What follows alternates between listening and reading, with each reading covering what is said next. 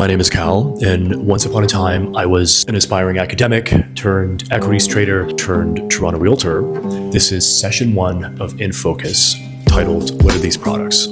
In an economy that's seen investment and dwelling make up more than 40% of capital formation in recent years, it becomes instructive to start off with the macro as the point of departure. For example, in 2021, investment in residential housing in Canada on the order of $250 billion was associated with 1.3 million jobs and an additional $141 billion in GDP contribution.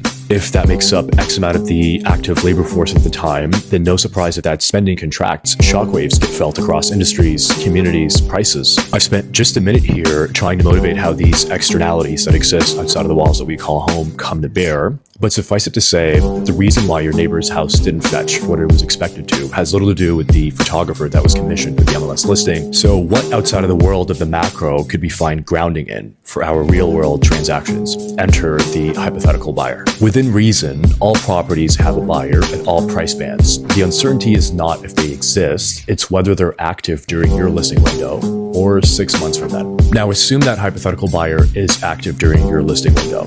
What happens? Well, they can establish a premium by acting decisively. They can trigger secondary competition on the same listing. They can reset expectations within a building or a micro neighborhood. Now, what do you suppose happens when they're not active during that listing window? Puts us right back where we started, stuck in a world of probabilistic influence. And the name of the game is how to structure the right kind of exposure around that influence. And that's what I'll leave you with today. Thanks for tuning in.